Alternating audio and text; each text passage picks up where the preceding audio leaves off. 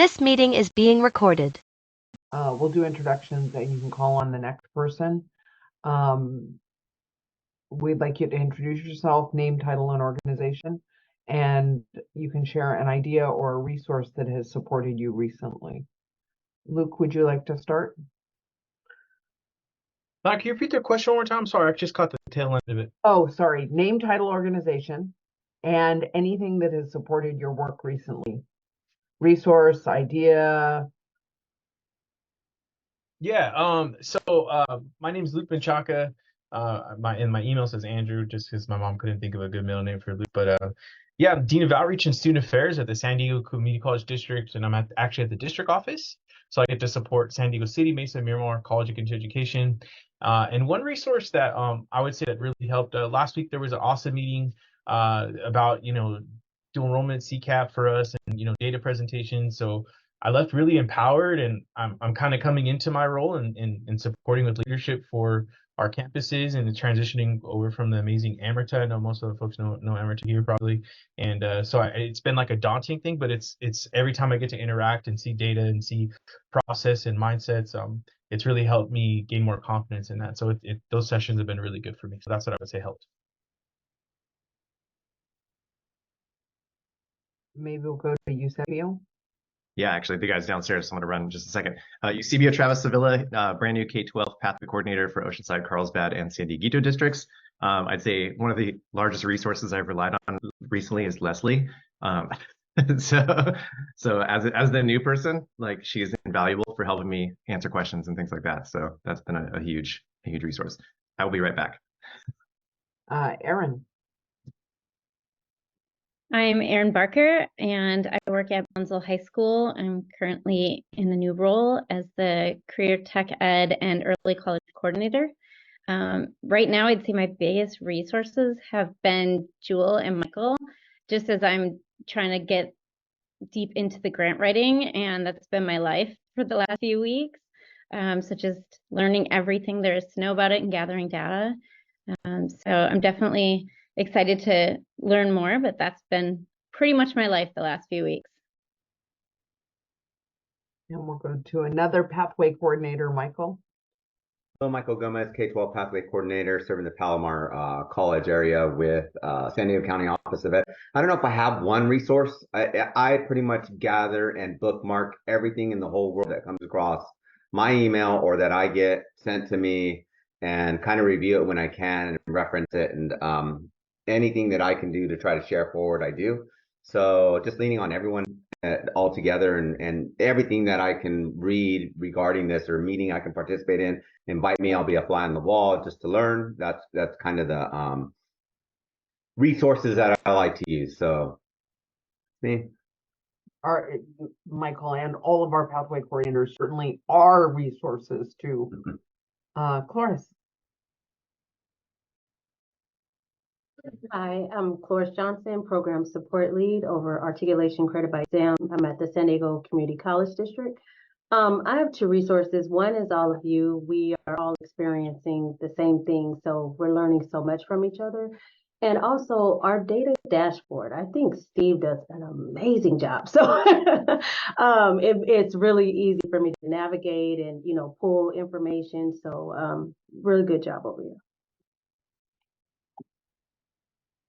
Heidi.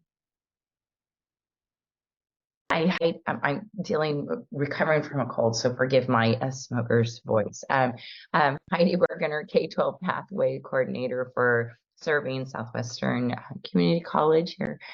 And I have to agree, I'm going to say Michael for me lately has been, as he's learning, he's passing so much down to me, and I really appreciate and offering me to attend meetings with him.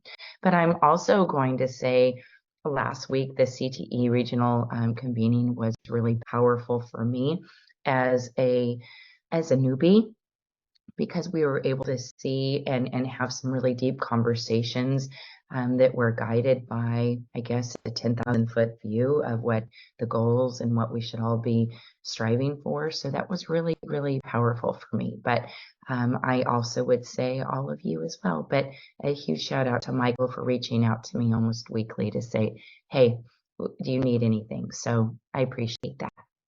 and of course, all my other peeps. Ruth? Good morning, everyone. My name is Ruth Ramirez. I'm a business analyst at the Grossmont-Cuyamaca Community College District. And I think a good resource for me is just being part of like the listservs and then also being part of the base camp. I know Mallory, you made a post recently about closed sections. And I think just being able to access those as a resource, and then kind of like what Michael is saying, I like to pin those in my email so then, or tag them so that it's easy to find and have a reference to them. And Dr. Luna? Good morning, Anna Bona, Director of Student Services for Fallbrook Union High School District. And a resource for me this last year and 2 months have been Michael, Leslie, and Mallory. This group as well, but they've been great in helping with dual enrollment and some of the work with our partner community college. Jamie? Hi, good morning. Jamie Davenport. I'm with the K-16 Collaborative Grant. I'm the coordinator for the K-12s. And I had a lot of really great takeaways from the dual enrollment conference a few weeks ago, one of which was the idea of having dual enrollment student ambassadors. So our collaborative is kind of looking into that, and hopefully we'll see if we make something happen, but we're looking into it. We really liked that idea. So that was a great resource. Stacy, I know you're on your phone, but do you have the ability to unmute? Yeah, hello, good morning, everyone. My name is Stacy Teeters. I am a Guided Pathways Regional Coordinator here in the San Diego Imperial region, along with my colleague Simone. In terms of resources, we've been so appreciative of being connected with this community and with Leslie and you, Mallory, as we are in our dual enrollment learning journey. And then I've also really appreciated our connection with Ute from the East Region Adult Ed, acknowledging the dual enrollment with Adult Ed too, which is also growing in our region as well as across the state. So she's been a very valuable resource. But yeah, thank you so much. It's good to see everybody. Simone, we're doing introductions and then anything that has been a good resource for you recently in your work. Awesome. I'm Simone McDaniels, and thanks so much for the invite again, Mallory. I am one of the Guided Pathways regional coordinators, like Stacy mentioned, supporting San Diego Imperial Colleges with Guided Pathways redesign. I really enjoyed the recent San Diego Community College District dual enrollment workshop that we held in person like last week, I think that is. So I appreciated the data deep dive from Dr. Naomi. And I really appreciated looking at some of the data that looked at basically like DI groups and how they're impacted by different types of dual enrollment, as well as like the term definition, and because I'm kind of on that dual enrollment learning journey with Guided Pathways. So I really appreciated just a chance to learn in community and to have reflection with data informed approaches to make sure, you know, access is also really intentional about who's being invited to the table and what type of experiences they're having there, and so on and so forth. So I really appreciated that most recent event and saw some of you there. So thanks so much for the invite this morning. Paula? Hi, my name is Paula Antrevino. I'm a grade level principal at Helix. And oftentimes I don't get to make these meetings because they conflict with another meeting that got canceled. So I'm happy to be here. I'm similar to I believe what Simone said is the regional implementation meeting held at Grossmont College last week for pathways, career technical pathways, was really a real positive networking experience. I had the opportunity to meet with numerous people from Cuyamaca, which Grossmont is our sister school that we primarily work with, and it was really an awesome experience to meet with some other community college people and network with different people in the room. So thought it was a great experience. I'm so glad. I was also really enjoyed the regional convening. I'm so glad to hear that it was valuable for so many people. We have an iPhone that I don't have a name for.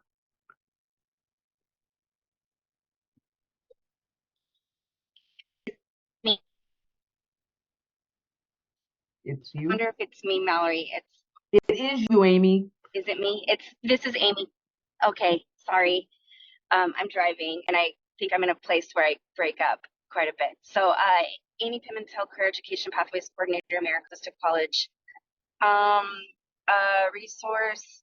Well, on Friday,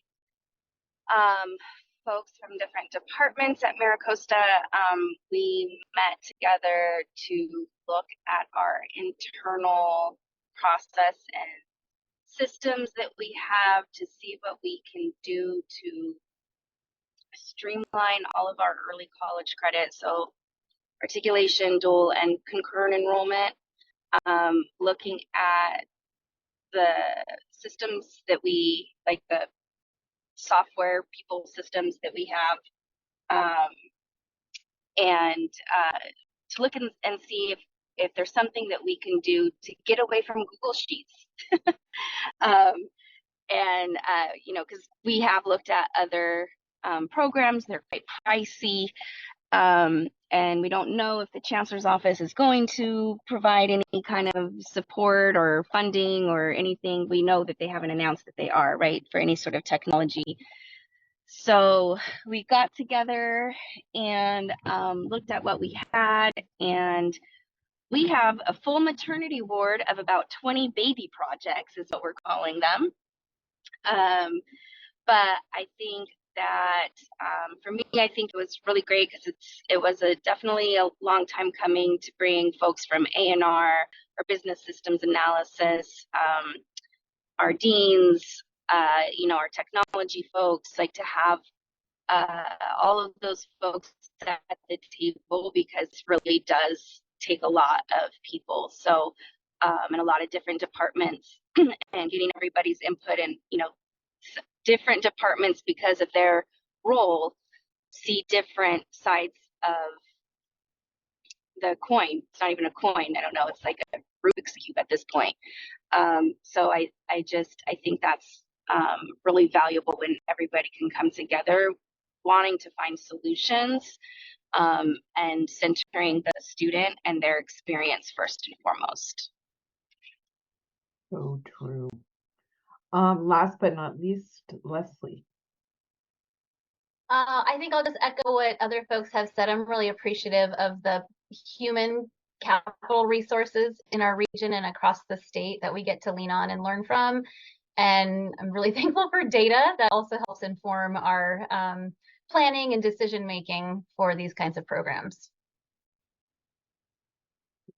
So true.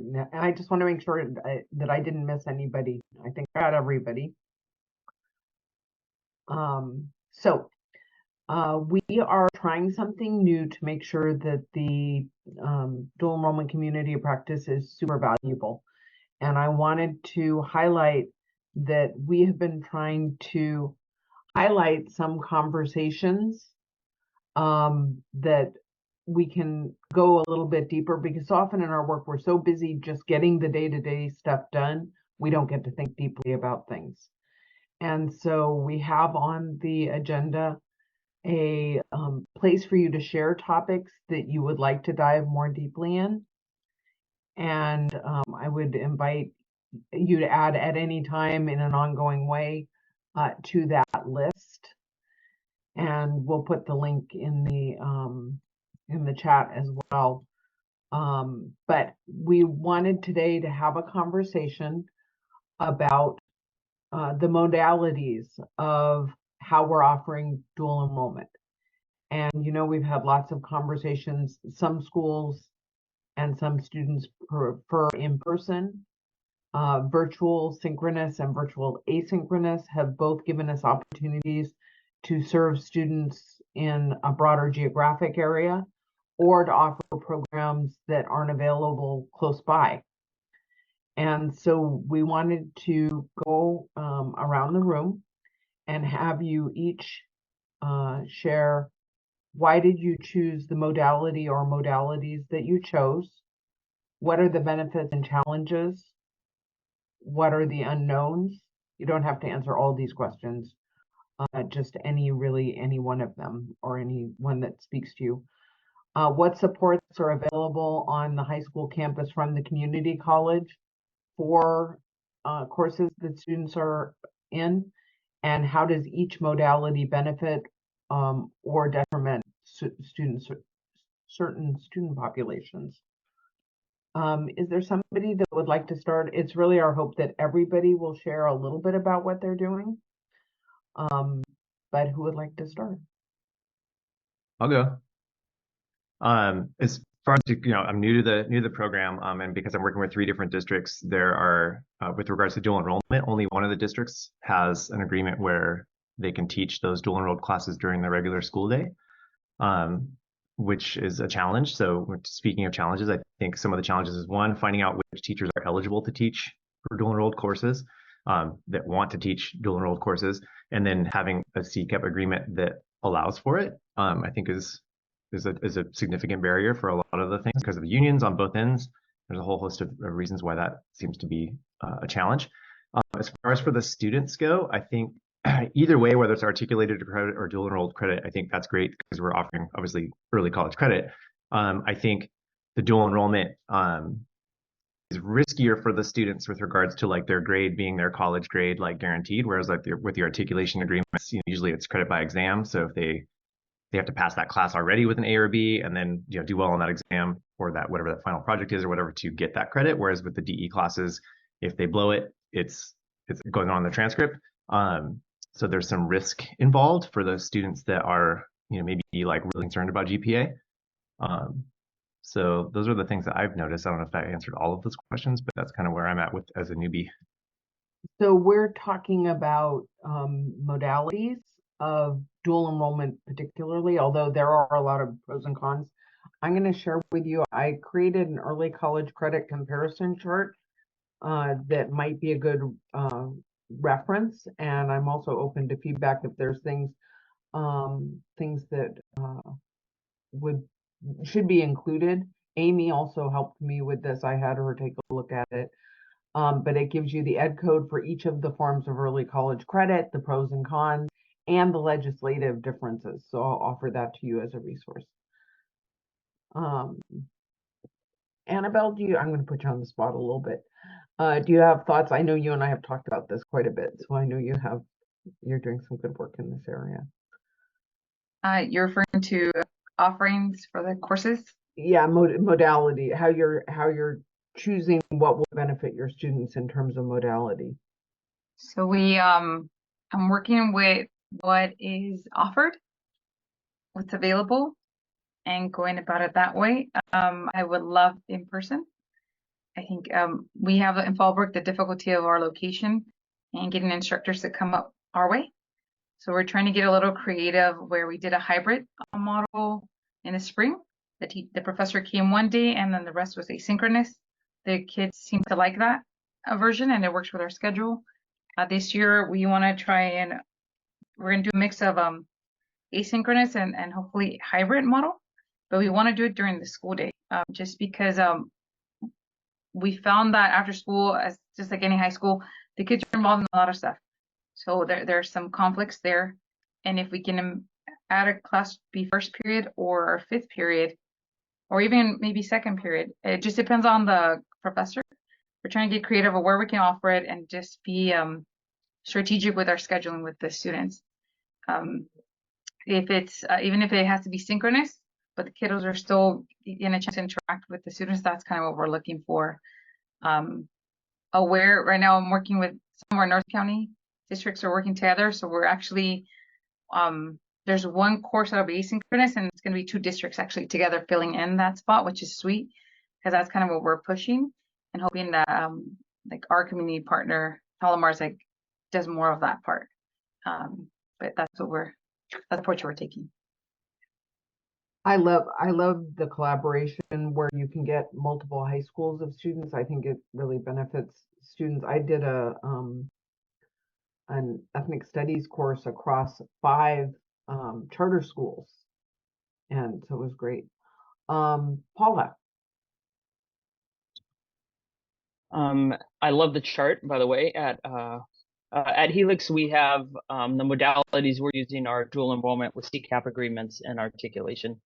And some of the benefits are obviously, all of the benefits are to students. Students having the experience to earn college credit while in high school. That's a huge benefit and an equity, a big thing on equity for us. We chose it. I believe the dual enrollment, although I'm not in the weeds with that. We have someone assigned to be in the weeds with that.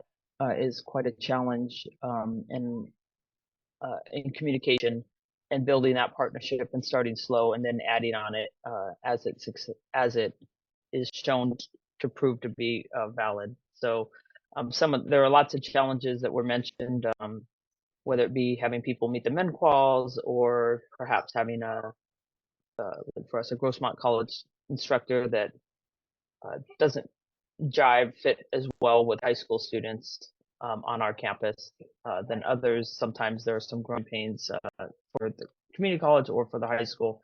The benefits are huge, and there definitely are lots of annoying, in my opinion, layers of paperwork that hoops that kids have to jump through by having it on our site. However, it's worth it because of the benefit. And then the STIRS piece has been a little bit of a pain too. So figuring out some of those for your high school teachers who have met the min-quals, and it appears as if they have 2 part-time jobs as opposed to, 1 full-time job. Paula, and can I ask, are your classes they're in person though, rather Yes. than virtual? Yeah. Yes, all of them. All of them. I thought so. I think we have, I don't know, we have like 60 a year. So we have quite a few. And we have a new challenge of making sure that we have to tell kids they can't take as many because they're high school students. So they have to have more high school classes than community college classes. I just wanted to greet Uta, who is brand new. Uta, we're introduced ourselves and we're talking about resources, and you came up as a resource. So you've already had gratitude before you arrived, and we're talking about in-person versus virtual, synchronous versus virtual, asynchronous course offerings, and what benefits students. There's a list of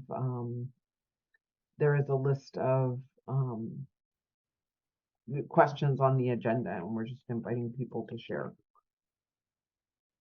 Thank you. Apologies again for being late. We're all doing the best that we do. Other thoughts?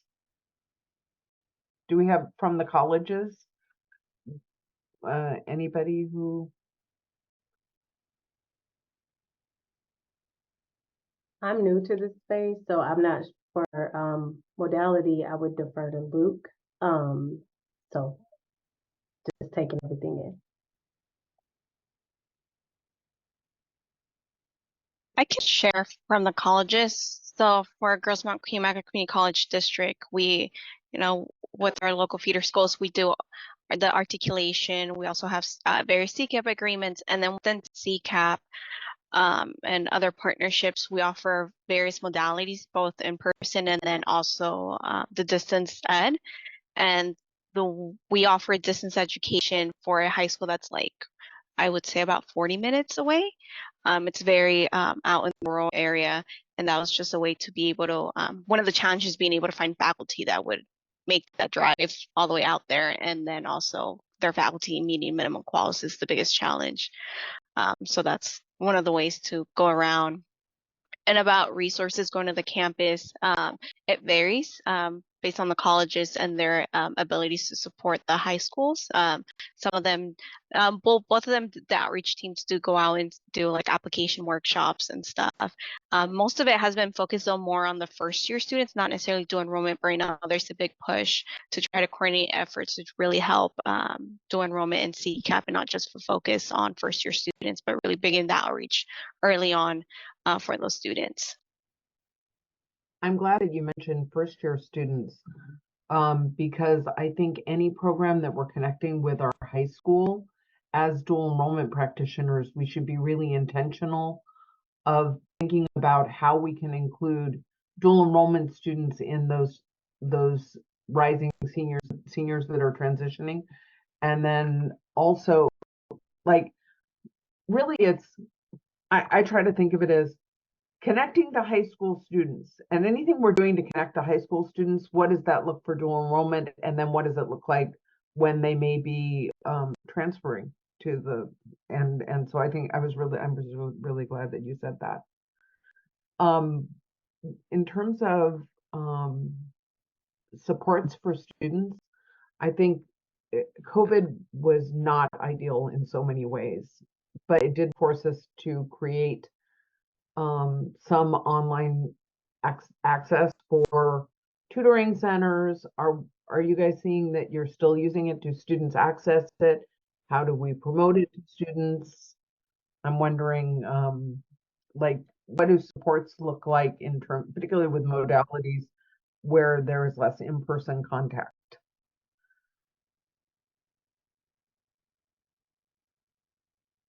Are you thinking just from the community colleges, or just for all of us? Well, I think we're in the dual enrollment boat together. Yeah. And so the community colleges and high schools should all be working together to support For sure. students. And I so was whatever that just- looks like.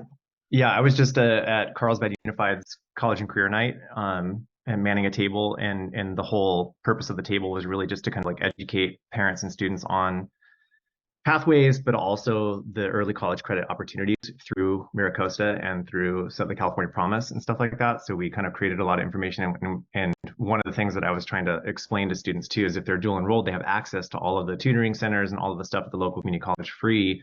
So most people, had no idea that that was the case. So I think, attending events like that and some of that stuff, just anytime we can communicate some of the benefits is pretty good. And community colleges are really good with some of the basic needs supports and making students aware not just of academic supports, but also like all of the supports. Yeah.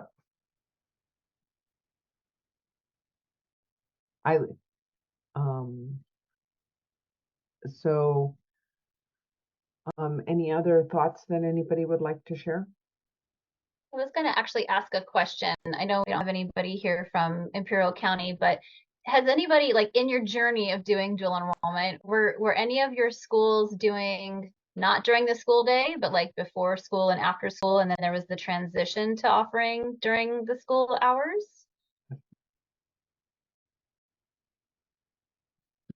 Or did you hear that anybody did that? Maybe you yourself didn't help make that transition, but any colleagues that you know of?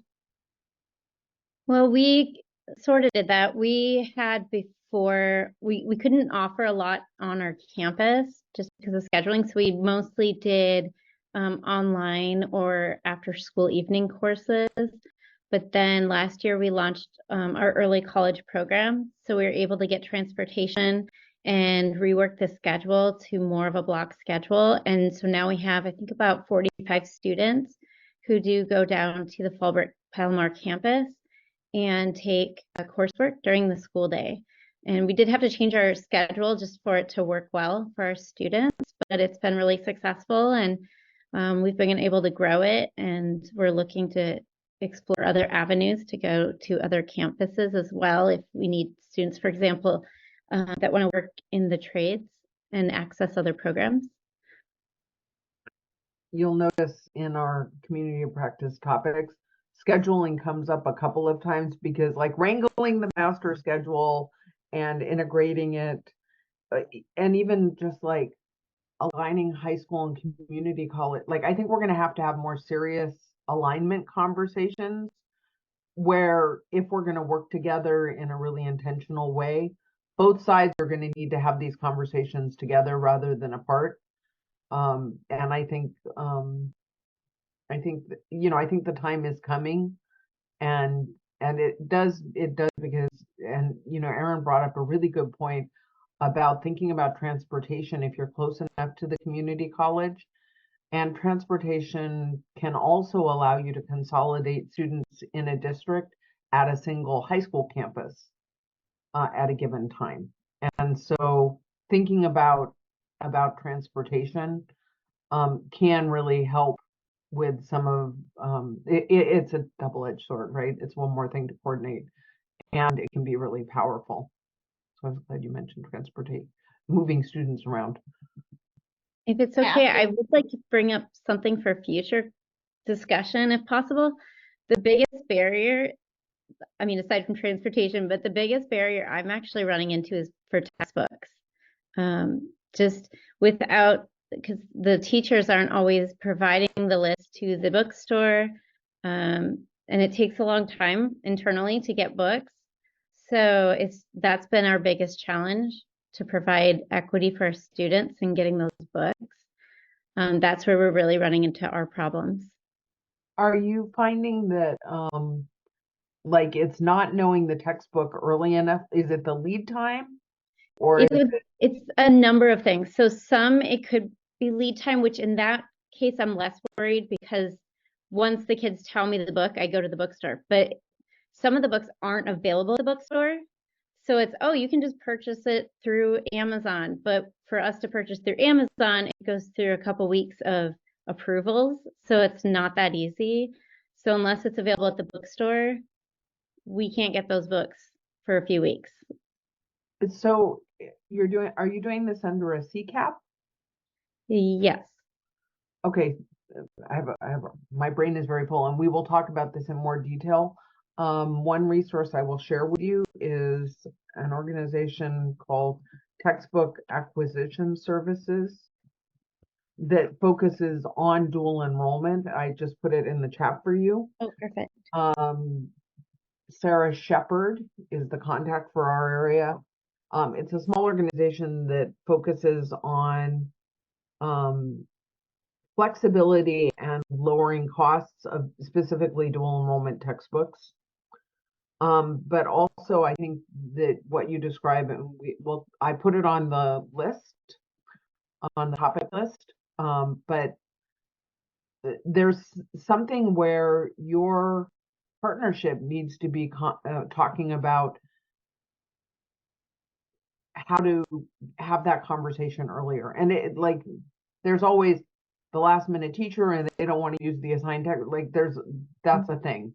But I think there's also, it sounds like you have a process issue where it's been, and then the teacher says what textbook, and that can't be the process. And it sounds like it is. And so how to move that earlier whenever possible would be really good. You should know ahead of, you should know ahead of time. And I'm sorry that that's happening. Amy. Now I'm not driving anymore, so now I can be annoying again. You're never annoying. You're thoughtful. One of the challenges thank you, Molly. One of the challenges too with scheduling is actual physical space for to offer in class. So I don't know if that's something that when we discuss scheduling, if that's a subset, but it's something to consider, the bell schedule, our differing calendars, are just there are breaks that are different, that can be difficult.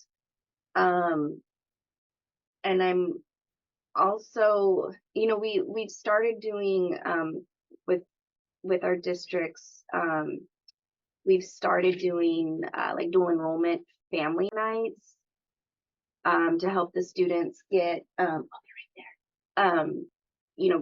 Tell families about dual enrollment, do the application if needed, we're tracking, who is where in the process, who needs to turn in a petition form and things like that. I feel like we would all benefit from a topic of developing our ideal staffing structure on both sides. It sounds like a couple of our K-12s, have developed a role of a coordinator, or maybe it's one of our districts has like a counselor on special assignment.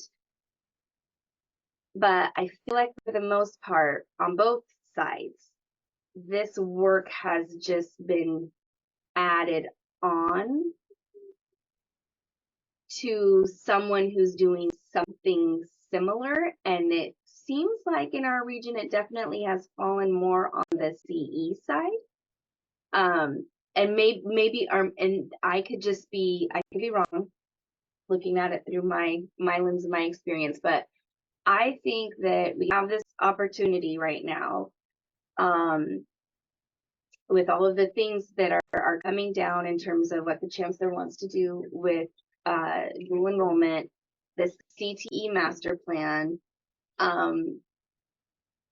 I think it would be great if we dived deep into what we would want this to really what is it? We know this takes people. We know we need a better technology system too. What does it really, really take for us to do this well? So Leslie and Mallory, you guys have both said, so that we're putting it and we're saying to the chancellor's office, this is what we need, right? And instead of us trying to fit round squares into peg holes and adding things onto other people that are then getting burnt out, what does this really truly look like? I think that is an amazing topic. How I captured it is, what staffing structure is required for dual enrollment? What does it really take to do it well? How do we communicate this to leadership, counselors, administration, outreach, instructors, coordinators, retention specialists? Does that capture it? Perfect. And I think I think right now I'm only on view only in that. Oh, I need to request it. Okay. Yes. Thank you. We can change that. Sorry about that.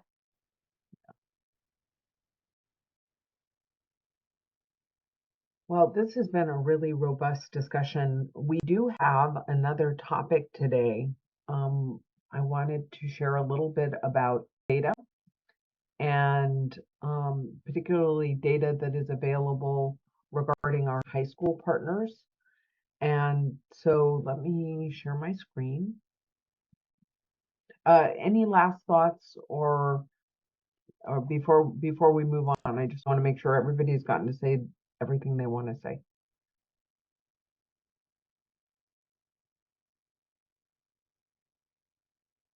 As a teacher, one of the things I always challenge myself is to let the silence be there. And it's my worst thing. It is so hard for me, and I struggle with it. And that's what I'm working on. One of the things I'm working on. Okay, so I'm gonna.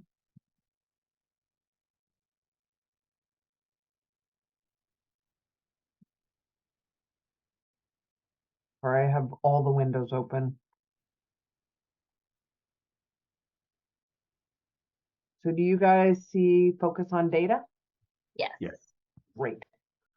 So I wanted to show you a little bit about Data Quest, and that's particularly what our high schools use. My thought was that even if you work at the high schools, that you may not have really dug into these reports because you're busy doing other things. And from a community college standpoint, it gives you some insight into your high school partners, where you can come in just knowing a little bit about the environment and asking better questions. And so today I was going to review, and then I was hoping we could break into small groups a couple of reports that are available, and it's just a few of them. So the makeup of high school population, the report is district enrollment by ethnicity with school data.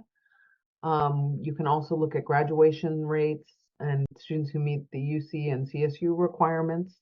That's the four-year cohort graduation rates or the 5-year rates, depending on which one you choose. Where are students going who is not appearing in higher education? The report there is the college going rate for California school students by post-secondary institution type. And then I also wanted to share with you a little bit about how, if you really want to dig into the data and make it your own, there are complete data sets available to you. There are some tips and tricks that I will show, but I just wanted to put them first so that we can be thinking about them. It's important to look at the report's time frame and know they're often available for the previous school year, but some of the data is older than that, 2018-19. There are always multiple options available in reports. And so you can look at what reports are available and how you can limit the data that is shown in your report to get what you really need. You can download a data set and analyze it with pivot tables or format it as table to really give you some flexibility. And I'm going to show you where to look for file structure. It's really important to know what data you're looking at and what each of the columns really means. And so that is the quick overview. And we're going to take a look at DataQuest. And the first, you can always select a level. We can look at it by state, county, and for community colleges, county might be very interesting, district, or school. I tend to go with the district because there's always an option to list all of the schools. The first subject that we're going to look at is dual enrollment district ethnicity. But notice you have accountability data, assessment data, enrollment data, graduation, post-secondary. As you scroll down, they're all, you don't have to really, you can, if you know the area, you can try a couple of different reports. So I'm going to choose annual enrollment data. And who would like to be the guinea pig? Shall we, which district should we do?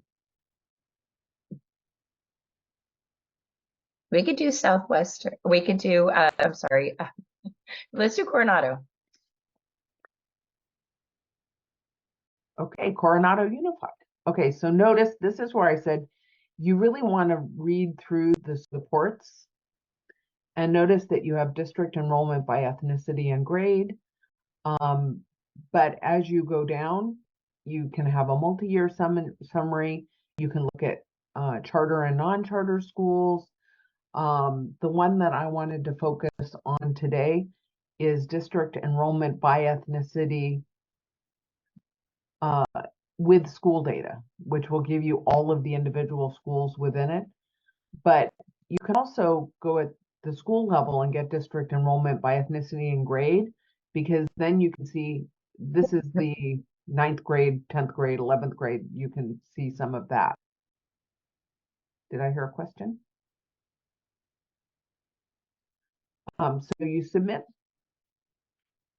and notice that you get all of the schools, and in this case, we of course only have one high school, which is fine. But as you scroll down, you can also compare what the county data and the statewide data looks like in comparison. Also, you have a report description that will tell you exactly where the source of the data was and what exactly you're looking at. Important to read the description. And then report options and filters. If you have multiple schools in the school district, you can then change what school you're looking at. You can change the district here. So if you don't have to go back and rerun the report, so you can pick a new district. And within the district, you can pick a selected school. So for example, we're only interested in high school. I can limit it to high school, and you see. The other is, and I really like this, you can look at percents or numbers. And so in a lot of cases, I want to see the actual number of students being served as opposed to a percentage, because a percentage may or may not be meaningful. And so you can change the view data. You can also change the sort. You can limit and filter from this view as well. And again, we're going to give you guys a chance to try this in a minute. I just wanted to show you a couple of other reports. The 4-year cohort graduation rate.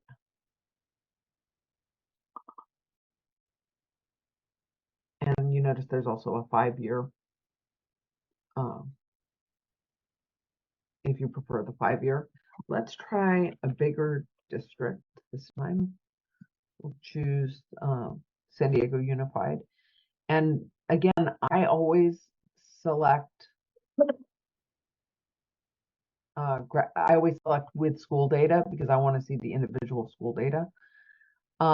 Notice that you have graduation rates and outcomes. And so we'll look at graduation rates.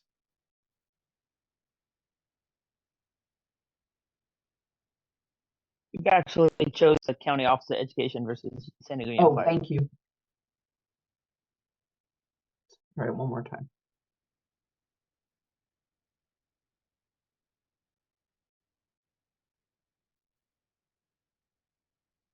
So again, report description. You also, for these reports, have a report glossary. And it's really important to know exactly what each means. And so you have the headers, and they'll give you definitions up at the top.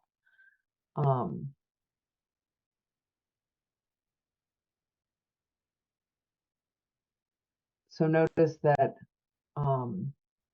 you have the diploma rates, and you can see the cohort graduation rate, and then what the number of students. You can calculate the percentage meeting UC and CSU. And again, if you scroll all the way down, you'll always see the district compared to the county compared to the statewide total. And so you can see that San Diego Unified is in alignment with the statewide total, and a little higher than the county total. And the kinds of things, the kinds of questions I would be asking myself with specifically this data is, where should we be focusing on graduation rate? It might allow you to design pathways that will meet high school graduation requirements. If you have a lower number of students meeting the UC or CSU requirements, I might do a gen ed pathway that would meet the UC or CSU requirements.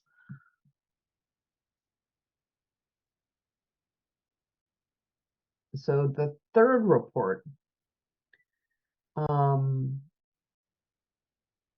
is college going rates.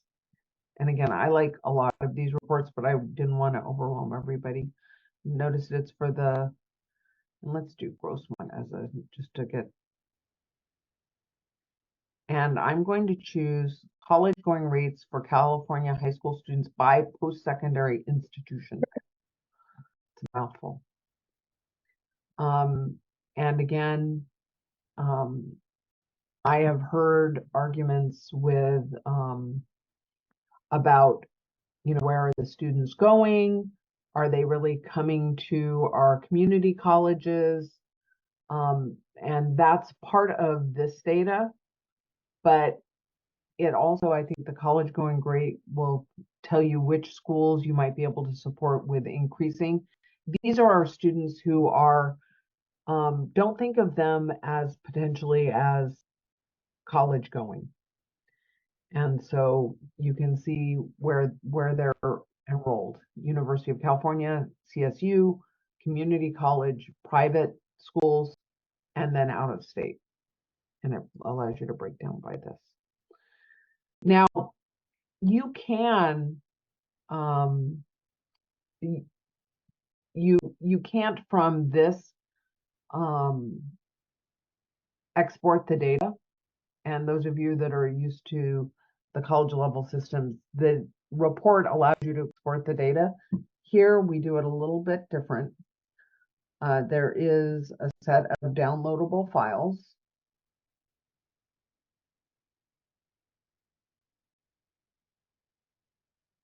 And we're going to go back one level. I linked the wrong one. Just a sec. I will show you how to get there from the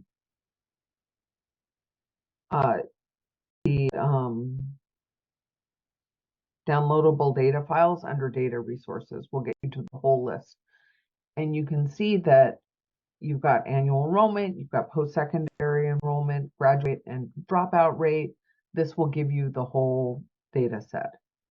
And if I want to go and export this, it allows you to choose the data set that you want. And so you can see that this is a whole list and it's just taking you down to where you want to be. When you get to the downloadable data files, you're going to have options. And again, this is 16-month completers versus 12-month completers. You can export it and put it in into Excel. And when you get into Excel, if you are not familiar with formatting as table, I would be happy to show you guys that. It's really useful in terms of adding filters. And then also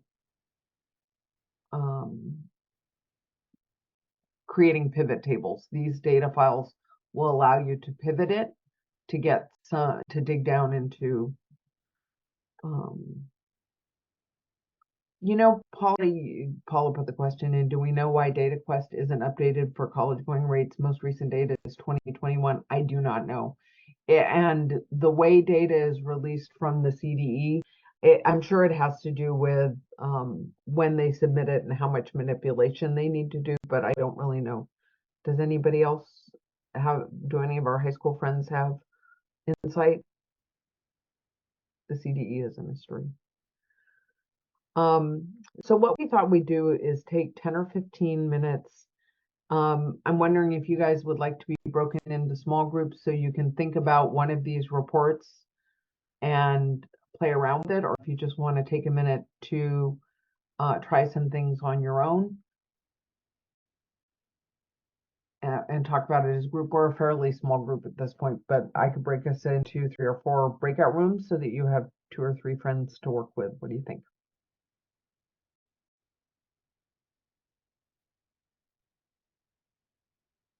I'm happy to work either way.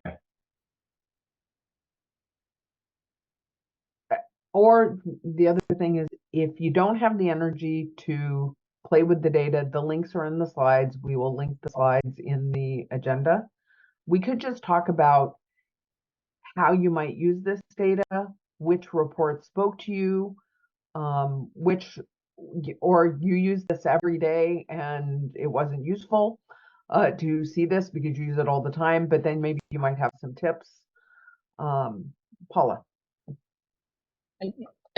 We look at DataQuest all the time at Helix because it's we can scroll down to our kids and do some analysis, whether it be through attendance or grades, how they're completing, and also gives us good information on we use it significantly on and with equity on our subgroups, looking at our students with special needs, our English learners, our lower socioeconomic groups, in order to see if we are, you know, it's not the achievement gap anymore, technological gap. It's sometimes the attitude gap or the equity gap, or looking at those elements. The challenge with DataQuest is that some of the data is not as timely or accurate in some cases, and it's accurate. And then the other challenge is for a charter school is we are excluded from district data So we just have to go in a bunch of different times in order to make some comparisons as such. So you can't necessarily get a list of all the schools, in San Diego to show up because everyone keeps their data all together. But it does help with looking at subgroups or looking at when we drill down to figure out how attendance looks, or we drill down to see like which A to G, what students aren't meeting the A to Gs, and those kinds of things. That it helps us. I think the college going data is one of the biggest obstacles because we don't know how accurate that is, and we don't know that all schools are reporting. It doesn't necessarily show. It might not get tagged back to a student if the community college isn't tagging them that somehow was a student from your school. So I think that's equitable across all schools for that matter. It's equally inaccurate. Correct. I think all numbers are reported low of the number of kids going into schools. Like their trade schools are supposed to report this data, and they don't necessarily, but the community colleges do, right? If they're getting any FAFSA money, they're supposed to be reporting this data, but they don't necessarily report it. Yet the community colleges report it. So, but I think it's equal for all schools having not necessarily all their data reported. That's a really good point. And like I would say, all of our data sources have their limitations. And one of the things that we're looking at here is trends. And so getting used to looking at this data regularly and seeing where there are changes, as opposed to, I don't think you should necessarily say, 27% of our students, or we had, this many students, but you can say on average, our students, 30% of our students look like this, or we have seen there seems to be a difference here. But again, Paul also said the high schools do have access to student level data, which is not these reports. And so making student level decisions, you should be working with your data people at the high schools for that student level data, because that's what's going to be the most up to date. So the reported data in the public arena, there is current data available. It's available at the school or the district level. Other thoughts on the data? I just wanted to quickly add something. So our community colleges in the region are all going through a process to receive some funds to do a data analysis and come up with a strategic plan. Some of you may have been part of those colleges who are being awarded, or you're going to be strategic partners in helping them create that strategic plan. But our college partners don't often access DataQuest, and kind of similarly, K-12 partners don't often access DataMart, which is the community college version. So I think something that could be really beneficial here is on the K-12 side, we want to encourage our college partners as they're doing this data analysis. Like, yes, they do have their own internal data, but something we need to help them compare is the students who are enrolling and successfully completing their dual enrollment courses against the total enrollment demographics of each of your schools that have that dual enrollment. That's not often something they're looking at. So in the coming months when they're looking at their data, please feel free to share with them some of the just overarching enrollment demographics of your schools, so they can see, like, of the total possible students, are they offering dual enrollment and successfully getting students to complete those courses that are representative of your whole student body? So that's, I think, a really good thing to share with your college partners, and then college partners, it's a really good thing to access your high school friends' data like this. Well, and have conversations within the partnership to know where those limitations are, because the people that are down in the weeds know where the limitations are and how they're using it.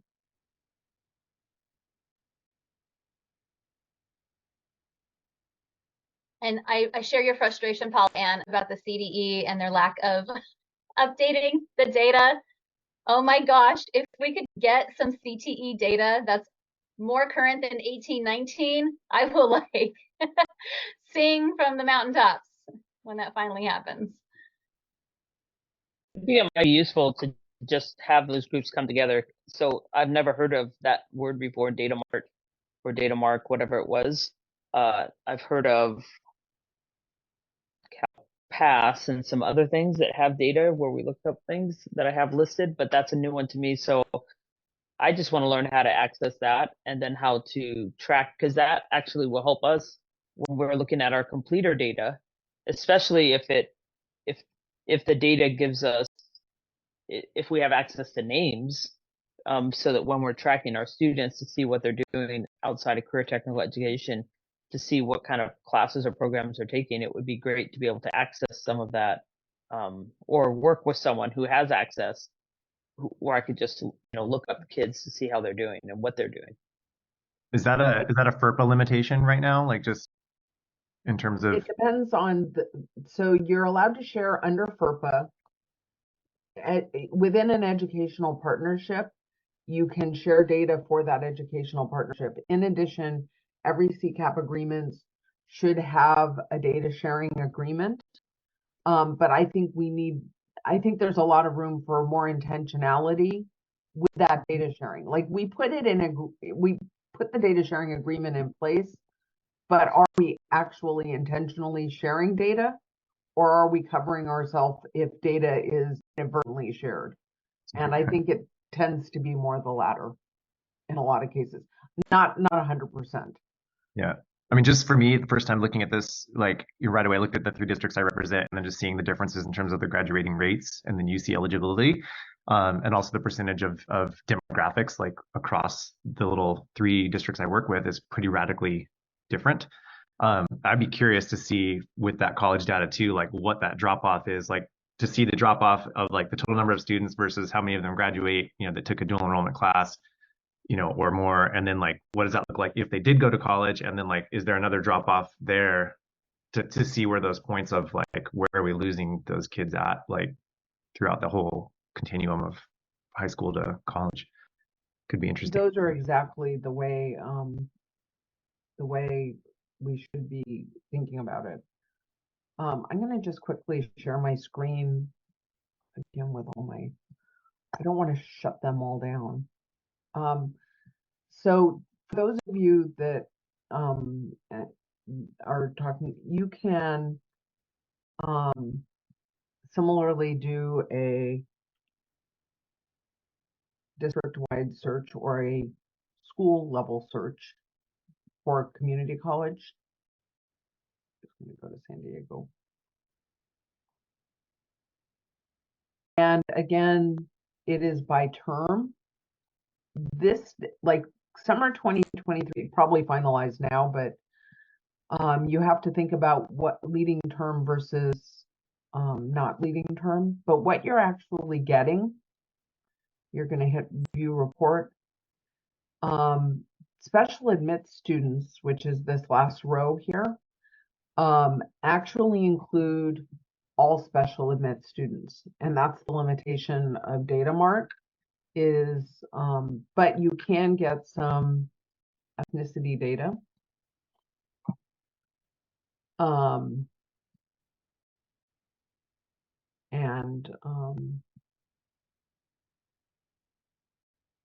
just Does that break down by age as well? It does. Because you could kind of infer at least. Well, you have special admit data, and so special admit data is special admit data is dual enrollment, but again, it's all forms of dual enrollment. All of it, yeah. And you can export it to Excel, and I have some tools if anybody's playing around with that. I play with this data a lot, and so I have some techniques that help me clean up that data to make it ready for a CGAP, but I mean for a pivot table. But again, the limitation is the placeholder for what high school a student goes to is really zip code. And like, unless you're working directly with your college, you can know from the data mart data, you can know how many high school students they're serving and what percentage of their student population are high school students. But you can't know what the programs are from the data mart data. You also can't know, and I would love to be able to know what the course taking patterns are for those student populations. And that's where Leslie and Stephen's data has really come in terms of making individual requests to colleges to ensure that we have visibility into this data in a more focused way in terms of whether it's CTE or non-CTE classes, what high school students are enrolled in, and that sort of thing. And we're going to be adding age to the next data request so we can guesstimate, roughly how many 9th graders, 10th graders, et cetera.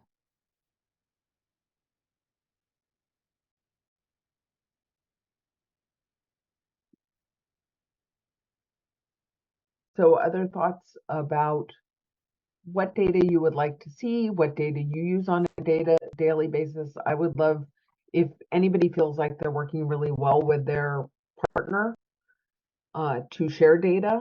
What that looks like would be really good to know.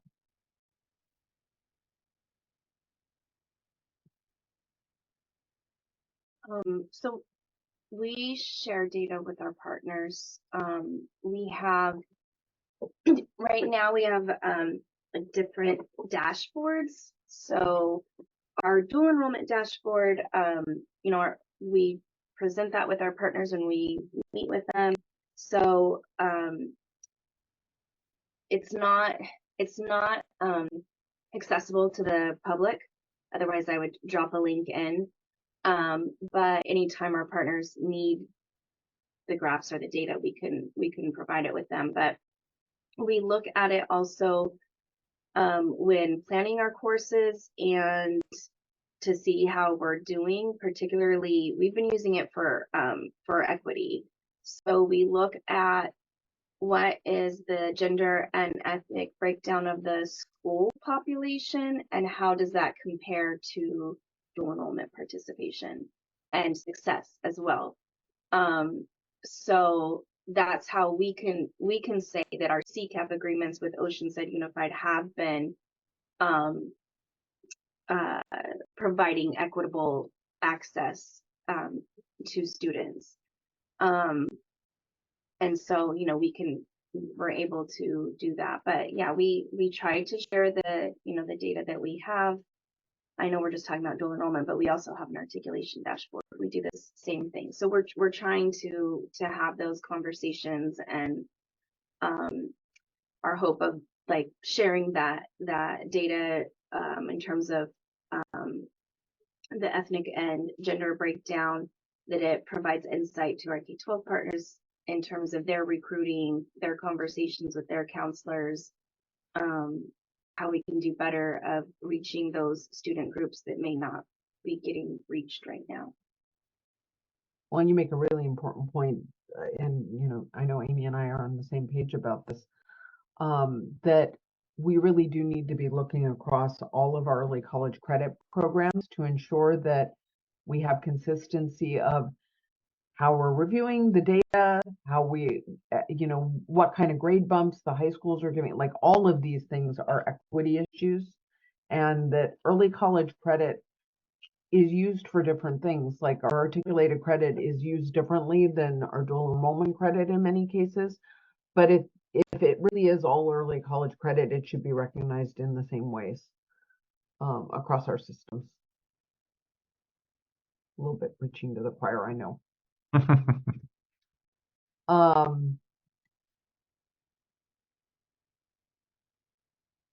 I think that why don't we take a moment and move to a couple of updates. I just wanted to raise, I do not think it is a problem for us yet, but CCC Apply has just rolled out two-factor authentication, which means that they are requiring students to provide identification, like a driver's license, as part of the application process. And they have accepted 18 and under, but where we have dual enrollment adult school students, that will be in place. And I just wanted to put on people's radar because I think so often there are unintended consequences, or it hits us in some other way. And so what I will put in the chat, this is just the release notes for that change in CCC apply. And I just wanted to, I'm not worried yet. And I would like people to be aware of it. The other thing I wonder, sorry, real quick, Mallory, I wonder if it would be helpful to add a little context for why this is happening. Oh, yes. Yeah. It's justifiable, I believe. Yeah, there was some use of, and I don't know if it was like bots or like large scale nefariousness or individual students, but there has been some, and it has always happened, but I think there was kind of a spate of like an increase in the misuse of funds that were given to students to pay for their school. And so this is in response to that. Do you have more context than that? Yeah, I think that the community colleges saw a large uptick in both fraudulent applications during COVID, as well as real applications, but for not intended purposes. So that, as Mallory mentions, so that folks could get like the financial aid kinds of funds and COVID relief funds by claiming to be a student, but then never really enrolling. And so this is to prevent a lot of that from continuing. Yeah. That's it. I know how much we all love that two-step authentication. I swear it's like every account I own, I've got to have my phone nearby, So it's frustrating, yes, but there's good reason why this is happening in our system. And hopefully, I'm hoping that we can also find ways to make that less easy without impacting the people who are just trying to do the right thing. Right? That's always the goal. We were also wanted to talk about our dual enrollment opportunities grants have been awarded in the region. We talked about it last time. If we wondered if there are any supports that are needed by the recipients of those, and also as we come into a new round of those, that it'll be out in February, due in March, the end of March. If you have, and these were available to high school, to LEAs, also it seems adult schools, because one adult school did receive dual enrollment CCAP funding, and under AB 102, adult schools can enter into a CCAP agreement, so adult schools would be eligible for this. But what supports do you need as you roll out your plans to spend the dual enrollment and opportunities grant money?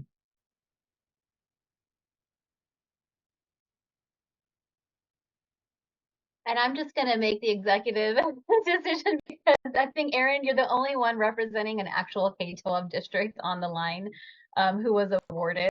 So if you happen to hear from your partners or pathway coordinators, if you hear from your, LEA, the LEAs that you serve, if there's support that they need now that they've been funded, like how to get this moving, how to get the planning started, please let us know. Mallory and I, well, mostly Mallory, is here to support. I'm just the sidekick. Actually, you support me in supporting them. I'm good at bringing people together. Mallory's got all the expertise of dual enrollment behind her. And the last question that we had for you is, looking at the list of topics or adding to the list of topics, what would you guys like to tackle in November for our next meeting? Is there any of those topics that leap out to you as the most interesting, or the ones that more insight into them could really help you do your work better as we enter the new year?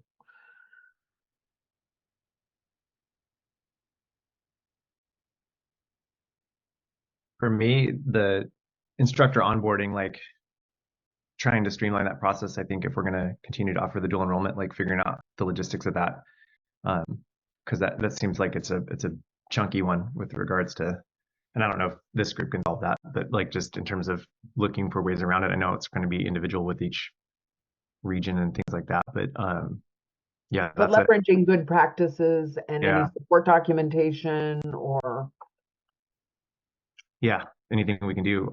Like I said, I only work with one district that allows simultaneous dual enrollment during the school day, so figuring out what that looks like, because again, the STIR stuff, the union stuff, all that stuff kind of like comes into play. So I feel like the union stuff always comes into play.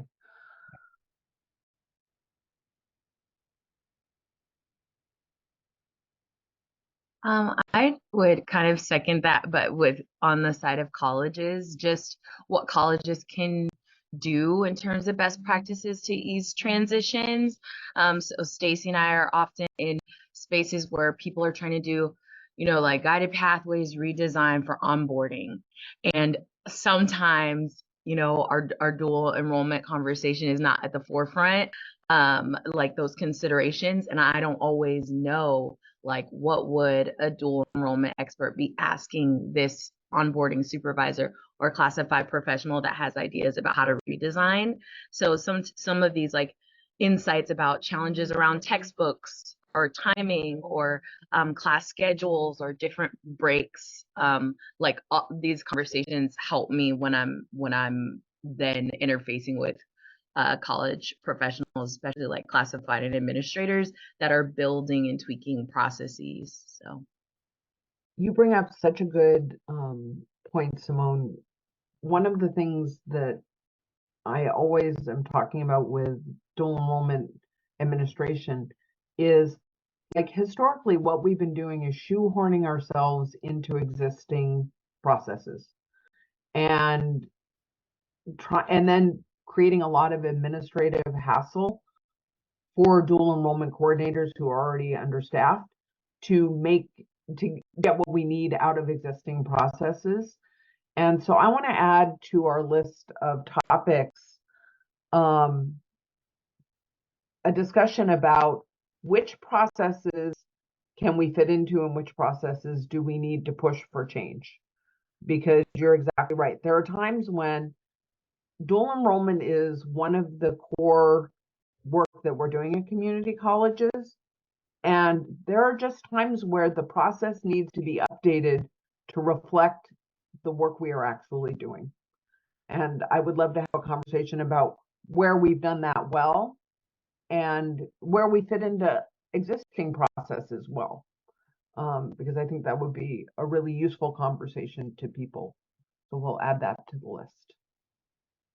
I would add one more thing. Oh, sorry, go ahead. Sorry, Travis. Okay.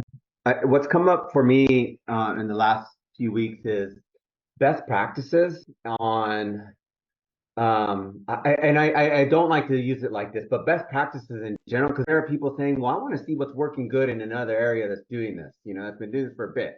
So, and us in our roles, and everyone probably here has seen or heard from Kern County, and what they're doing with dual enrollment, or read something, so it comes down to the simple fact of, well, people mention PD for faculty and PD for staff. Who needs to offer it?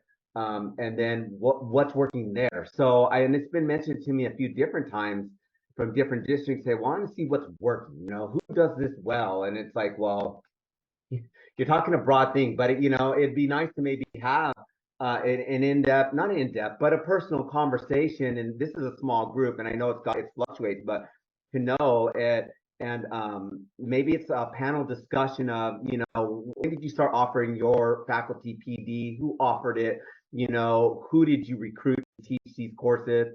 Because I think that's coming up a lot. And there are people mentioning like, well, we want to have our own teachers, but there are also areas that are working with faculty that do a really, really good job with this and know that hey, these are high school kids. These are, this is how they develop, different things like that. So I just feel like that's coming up a lot lately, and it's not overwhelming, but it's like I share a resource and they don't even know where to look sometimes. So I think maybe getting someone here to, maybe it's a panel discussion, like I said, I just feel like that's needed and people are asking for it more often. So.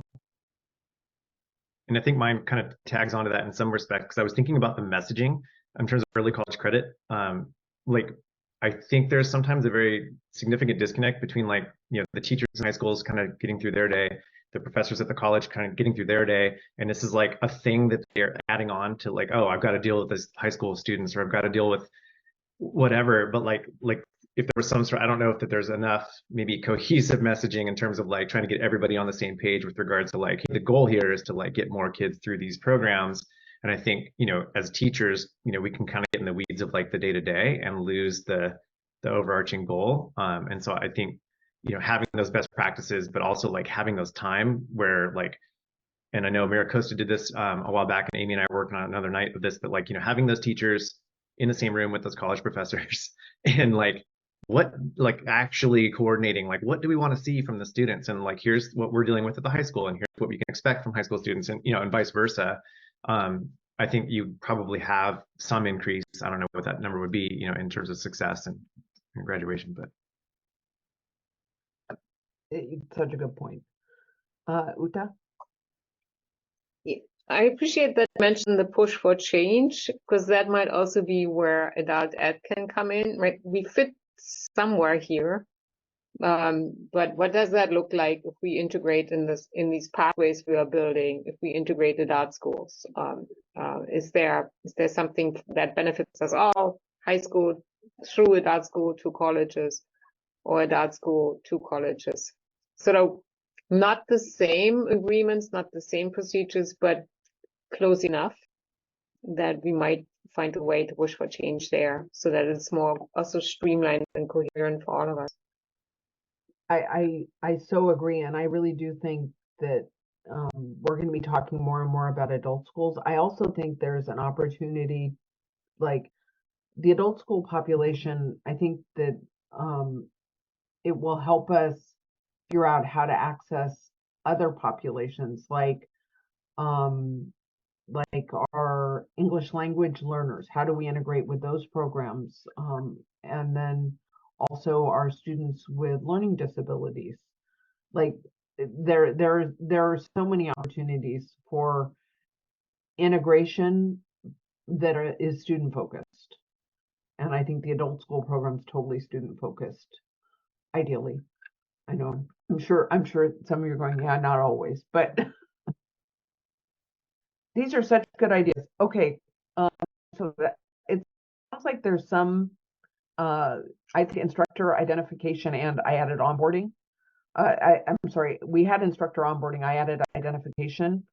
I would also say, because we did the data thing today, one of the high school reports does let you dig into what percentage of the staff currently has master's degrees, or what is the education level of staffs. And so that's something community colleges can at least, it